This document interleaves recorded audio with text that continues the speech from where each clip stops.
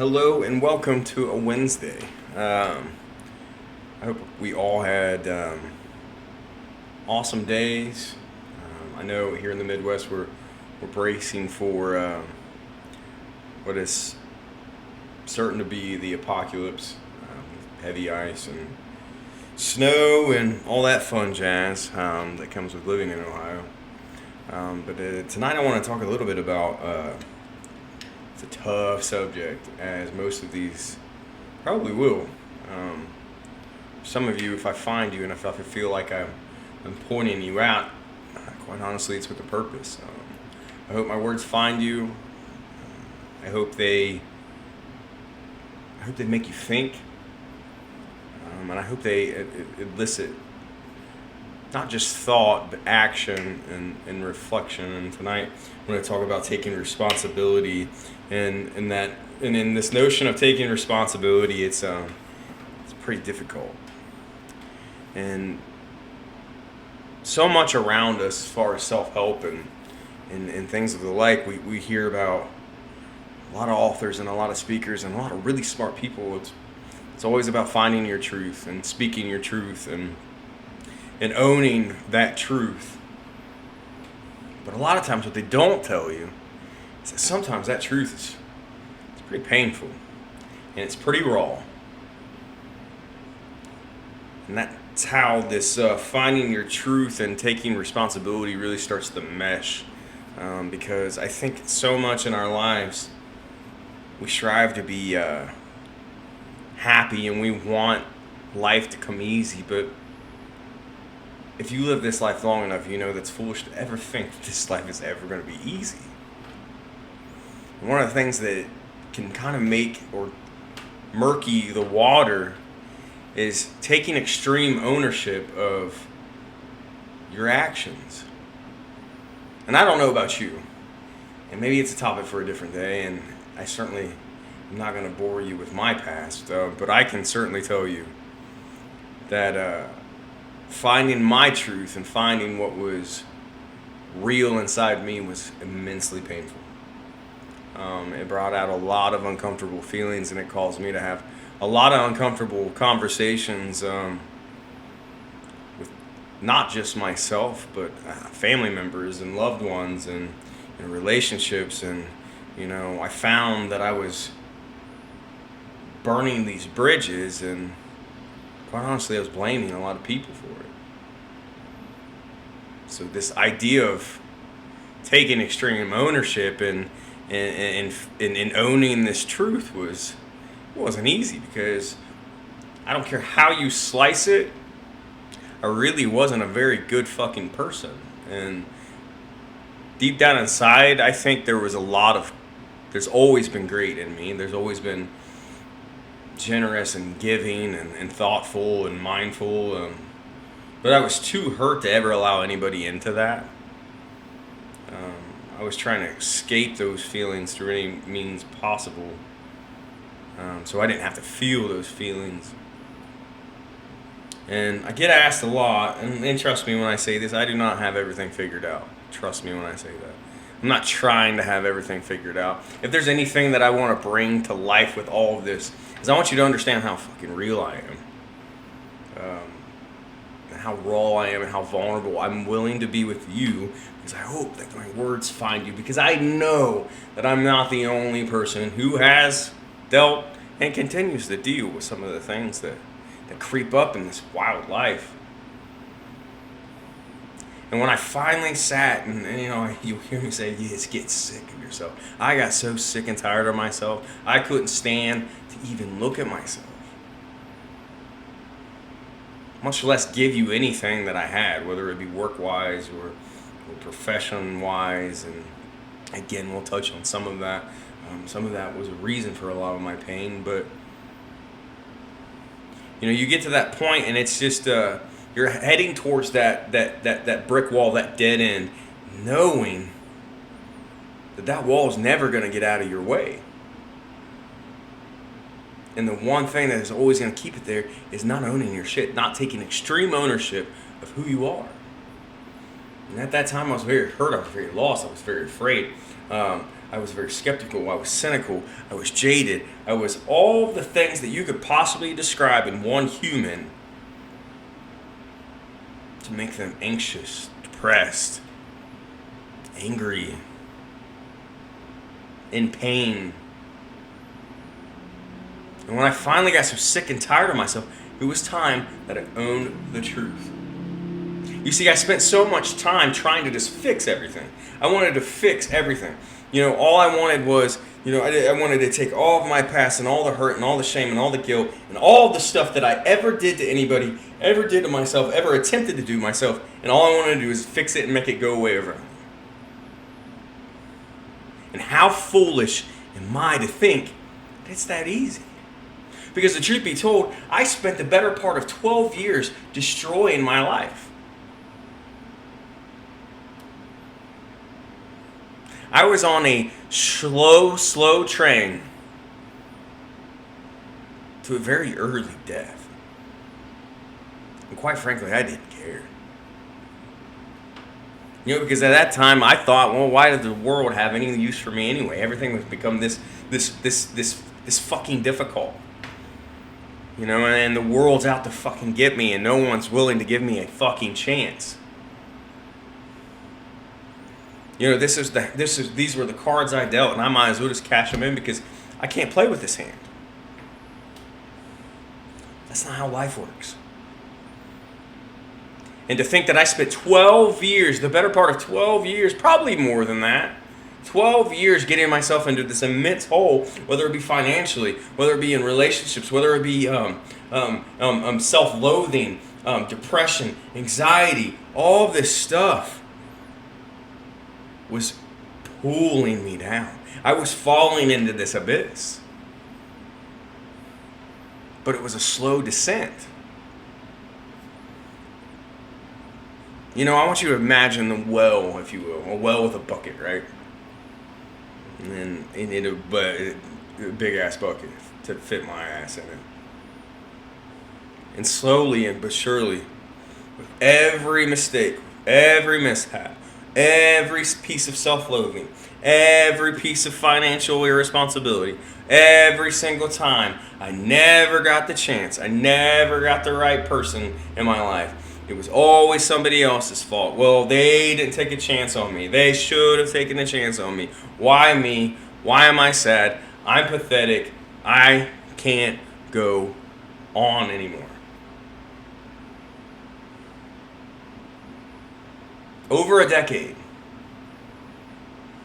And to think that you can go back and fix a decade worth of freaking self-loathing and doubt and shame and complete irresponsibility, both emotionally and financially and everything else in between.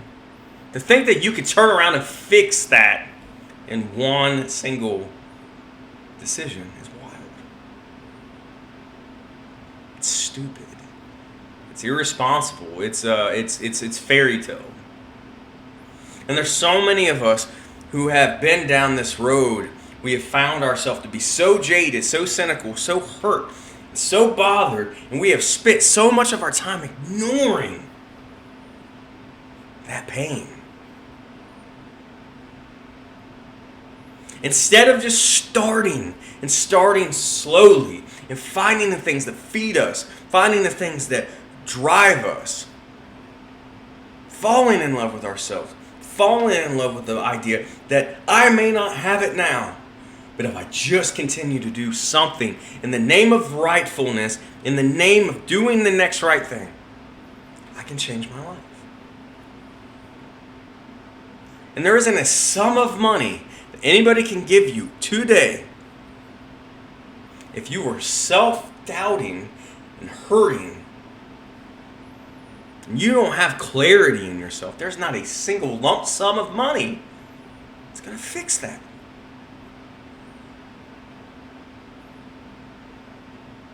Is money important? Absolutely. We have to have it. It's a necessity.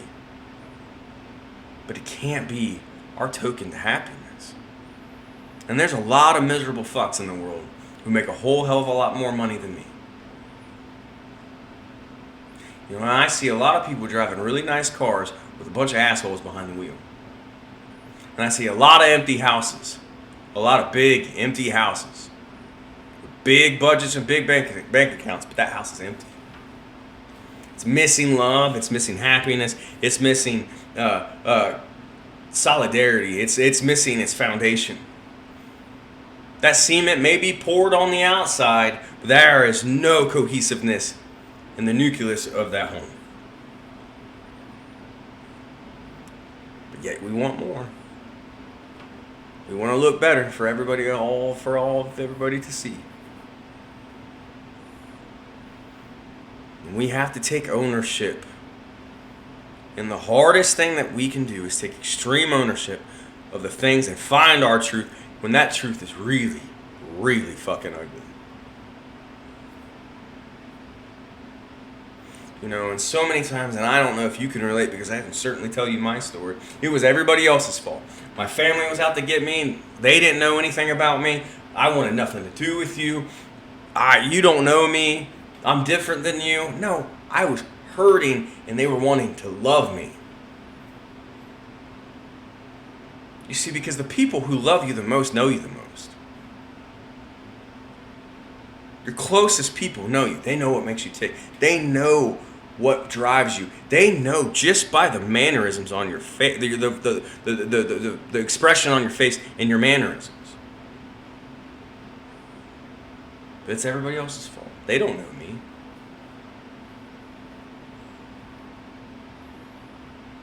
You know, when we go so far down that road, and I think those people who really truly care, they're just looking for a reason to not doubt you anymore.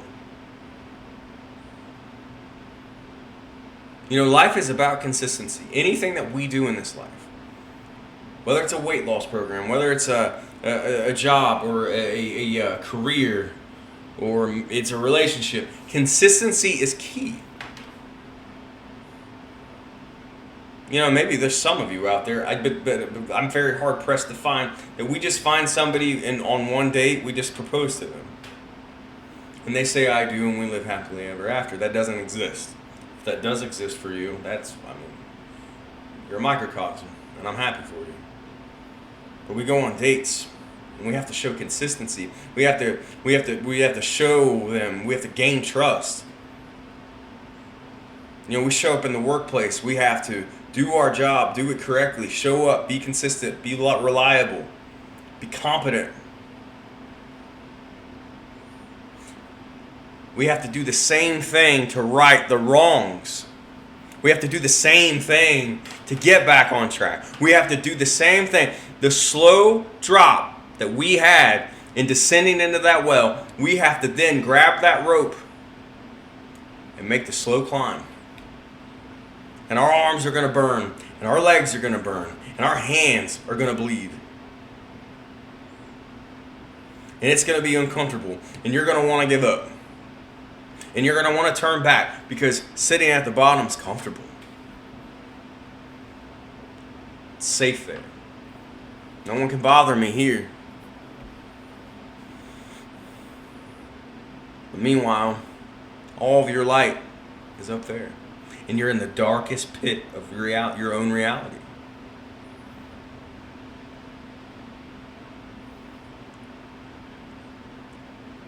And we have to take all of our wrongdoings, all of our missteps, and we have to not forget about the people we've burned along the way, but we have to be mindful that we did burn them along the way. We can't ask for forgiveness because in some cases we've put the nails in those coffins. Those relationships are null and void. They are done. Contract done. And you may have been the culprit of driving people out of your life, but none of that matters now. Because at the end of the day, the people who stick with us, who ride with us, who love us, who embrace us, who lift us up, they are the people that are in our corner. Those are our people. Those are our allies. Those are the ones who are going to fight for us when we are at our weakest. But those people who go for you and who will go to bat for you and be behind you, they got to have something in return.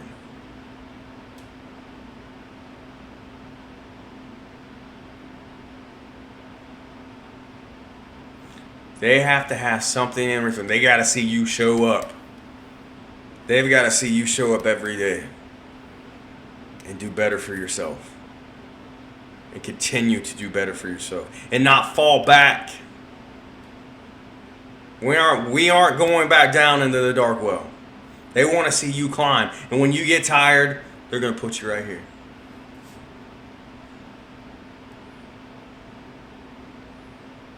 Wherever you're at tonight, take ownership. Look yourself in the mirror, and I don't care how painful it is. Look yourself in the mirror and take ownership and say, I was fucking wrong. I was fucking wrong what I did in that relationship. I was fucking wrong how I treated my family members, how I treated my friends. And take ownership of it. And own it. If those people are still close to you, have that tough conversation. Even if you don't want to. Even if you think that they won't accept you. Do it anyway. Because the greatest gift that you will ever receive in your life is grace. Not just for other people, but for yourself. Where we don't have grace in this life, we don't have a table with food to eat on. Because at the end of the day, we are all going to make mistakes. We are all going to wrong people. And there's not a single person that's not going to make a mistake in our lives. Have grace. They say forgive and forget. Fuck that. Forgive and understand. And don't let it happen again. Both within you, for other people. Demand respect for not just yourself, but the people who are in it. We are worth the fucking climb. And you don't have to be stuck. And I'll share it like I share it with everybody. There is a moment in time that you become so sick and tired of yourself. When you just let go. And you look at somebody and you apologize and you say, you know what? I've come up fucking short in this life. And I'm sorry. And I vow to you I'm going to do better. And it may not look perfect today, tomorrow, a couple months down the road, but I can promise you I'm going to do better. I'm going to get better. I'm going to heal. I'm not going to be so jaded. I'm not going to be so hurt. I'm not going to be so raw and cynical. I'm going to extend you grace, and I hope that you can extend the same to me, because at the end of the day, we're all working to be better. That's what this life is about, living and learning. We can't live and break. Because when we break, those fragments, they're like shrapnel to everybody around us. It is like when we have these emotions, when we are just completely devastated with ourselves, we are completely in this moment of sabotage. You might as well throw a hand grenade into everybody who cares for you, and the collateral. They have the shrapnel. They have the words. They have the actions. It's embedded inside them. It burns, and it stings.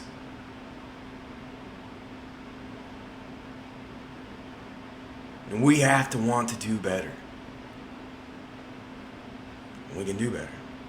But it starts today, tonight. We get a plan together to take ownership. When we look at ourselves for who we are, who we've been, and accept that. And I'll tell you, just like I told myself one day, I remember looking straight in the mirror and saying, you are an absolute downright fucking piece of shit. And look where you stand with your life. What are you doing? We gotta want better for ourselves. What are we doing with this downward spiral, this vicious cycle? It's exhausting.